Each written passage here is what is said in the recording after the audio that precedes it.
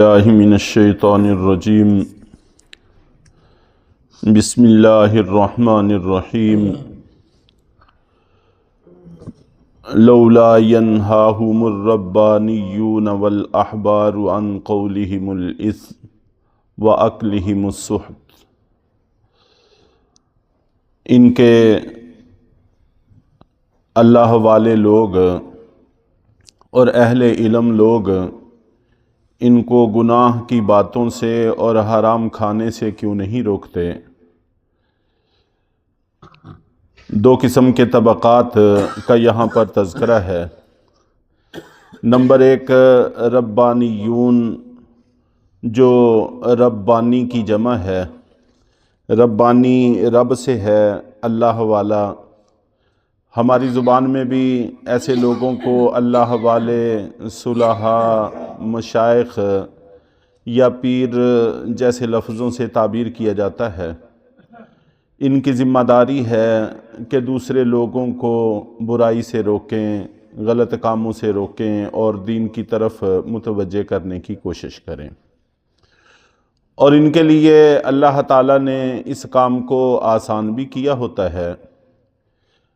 اللہ تعالیٰ نے انسانوں میں صلاحیتیں رکھی ہیں اور ان کے صحیح استعمال سے انسان صالح اور نیک بن جاتا ہے، غلط استعمال سے انسان برا بن جاتا ہے۔ مثال کے طور پر انسان کے دل میں طمع، لالچ، ہرس، یہ چیزیں موجود ہیں، اور دنیا کی محبت انسان کے دل میں پیدا ہو جاتی ہے، اور اپنے مال سے ہر شخص کو محبت ہوتی ہی ہے۔ لیکن بسا اوقات یہ محبت اتنی غالب آتی ہے کہ انسان پھر حلال حرام کی تمیز سے نکل جاتا ہے، رشوت کھاتا ہے اور چوری ڈکیٹی سے باز نہیں آتا، دغا بازی، دھوکہ فریب، ملاوٹ سے باز نہیں آتا۔ تو ان ساری چیزوں کی الگ الگ اصلاح کرنے کی بجائے یہ اللہ والے اس کے دل میں موجود یہی دنیا کی محبت کا رخ بدل دیتے ہیں، جس سے خود بخود انسان رشوت سے، سود خوری سے اور چوری سے، ڈکیٹی سے اور اس قسم کے تمام کاموں سے باز آ جاتا ہے۔ تو بہرحال ان لوگوں کی یہ ذمہ داری بنتی ہے۔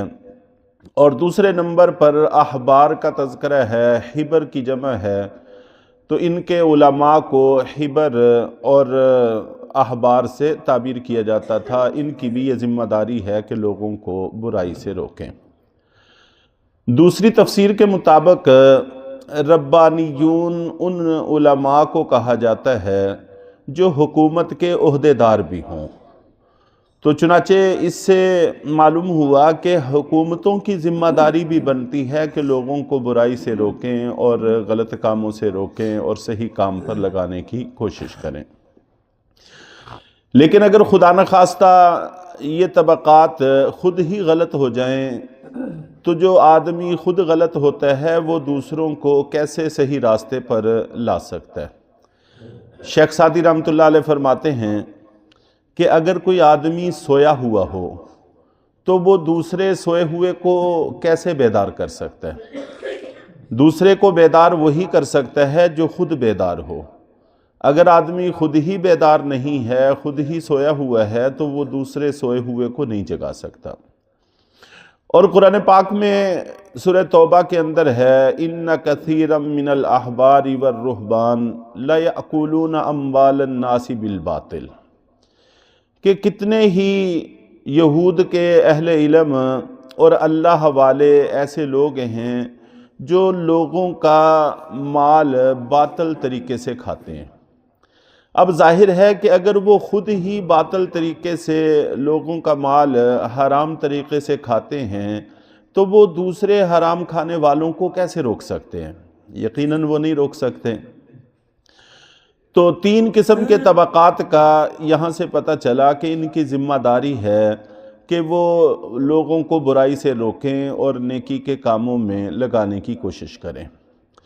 اور احادیث میں بہت سارے واقعات ہیں جس سے یہ بات معلوم ہوتی ہے، اور قرآن پاک میں بھی ہیں کہ دوسرے عام جو مسلمان ہیں جن کو اللہ نے کچھ نہ کچھ نیکی کی توفیق دی ہوتی ہے، ان کی بھی ذمہ داری بنتی ہے کہ وہ دوسرے لوگوں کو برائی سے روکیں۔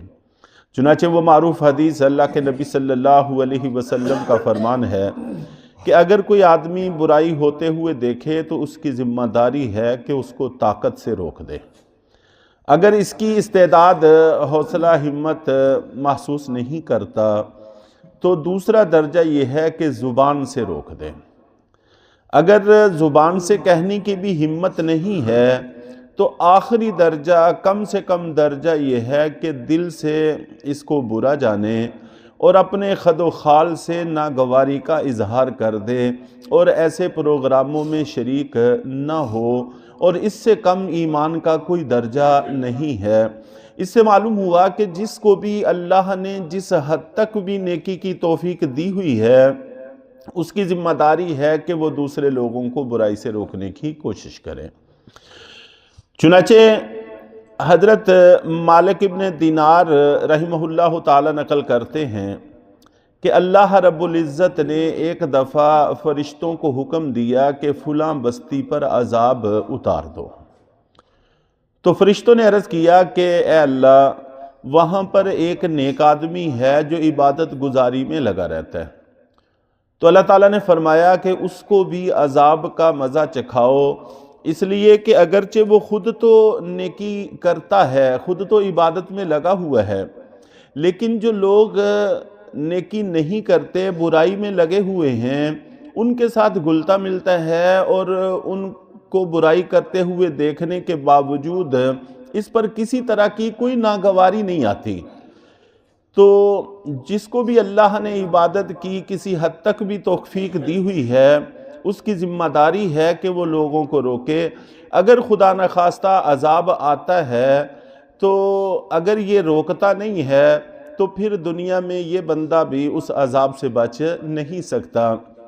بلکہ بنی اسرائیل کے انبیاء میں سے حضرت یوشع ابن نون علیہ السلام کا واقعہ ہے، اور یہ حضرت موسیٰ علیہ السلام کے نائب تھے، اور جب حضرت موسیٰ علیہ السلام دنیا سے رخصت ہوئے تو پھر یہ ان کی جگہ پر نبی بنے تھے۔ تو ان پر اللہ نے وحی نازل کی اور ان کو بتایا کہ آپ کی امت میں سے 1,00,000 لوگوں پر اللہ کا عذاب آئے گا، اور وہ 1,00,000 لوگ اللہ کے عذاب میں ہلاک ہو جائیں گے، اور ان میں سے 40,000 نیک لوگ ہوں گے، 60,000 گنہگار ہوں گے۔ تو حضرت یوشع ابن نون علیہ السلام نے پوچھا کہ اللہ، جو تو گنہگار ہیں ان کی بات تو سمجھ میں آتی ہے، لیکن جو نیک ہیں ان پر عذاب کیوں اترے گا؟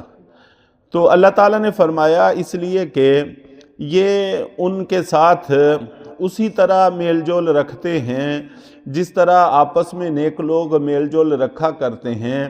ان کی برائی کو دیکھ کر ان پر ذرہ بر کوئی بھی ناگواری نہیں آتی، تو یہ سبب ہے ان کے بھی ان کے ساتھ ہلاک ہونے کا۔ تو ان احادیث، روایات اور واقعات کو اگر ملا لیا جائے تو اس سے یہ بات سمجھ میں آتی ہے کہ ہم سب کی ذمہ داری بنتی ہے کہ جہاں تک ہو سکے ہم برائی کو روکنے کی کوشش کریں، اور یہ امت کی اصلاح کا آسان ترین اور بہترین اور مؤثر ترین ذریعہ ہے۔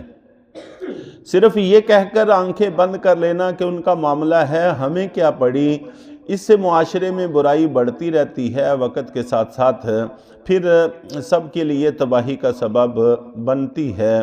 جیسے نیکیوں کے اثرات ہوتے ہیں اسی طرح برائیوں کے بھی اثرات ہوتے ہیں، دوسرے لوگ برائی کرتے ہیں تو ان کا اثر پڑتا ہے۔ تو بہرحال ہمیں یہ بتایا گیا ہے کہ صلحاء کی بھی ذمہ داری ہے، علماء کی بھی ذمہ داری ہے، اور حکومتوں کی بھی ذمہ داری ہے، عام لوگوں کی بھی ذمہ داری ہے کہ وہ لوگوں کو برائی سے روکنے کی کوشش کرتے رہیں۔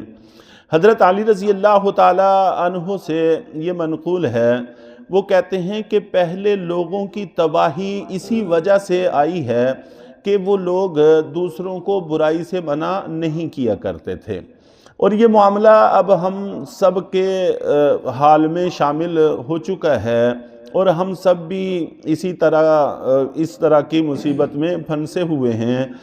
اور چاہے شادی ہو، غمی ہو، کوئی بھی پروگرام ہو، فنکشن ہو، تو ان میں ہمیں اگر کوئی کہہ بھی دے کہ یہ برائیاں نہ کرو تو ہماری زبان پر آتا ہے کہ بچے نہیں مانتے، تو یہ نہیں کہا جاتا کہ گھر میں فساد برپا کریں، لیکن حکمت کے ساتھ، مصلحت کے ساتھ، عمدہ طریقے سے جب تک گھر میں مضبوط کنٹرول ہے تو ان کو برائی سے روکنے کی کوشش کرنی چاہیے، اور اگر کمزور پڑ گئے ہیں تو کم سے کم زبان سے مناسب طریقے سے واضح نصیحت کرتے رہنا چاہیے۔ اگر اتنی بھی ہمت نہیں رہی، بسا اوقات انسان گھر میں اتنا کمزور بھی ہو جاتا ہے، تو پھر کم سے کم درجہ یہ ہے کہ دل سے ناگواری کا اظہار کرے، اور ایسی برائی کے موقعوں پر کم سے کم پروگراموں سے تھوڑا بچاؤ کر کے رکھے۔ تو گھر میں فساد کرنا مقصود نہیں ہے، لیکن کم سے کم جو درجے ایمان کے اللہ اور اللہ کے رسول نے متعین کیے ہیں وہ بہرحال ان کا اظہار ضروری ہے۔ اللہ تعالی ہم سب کو عمل کی توفیق عطا فرمائے۔ آمین۔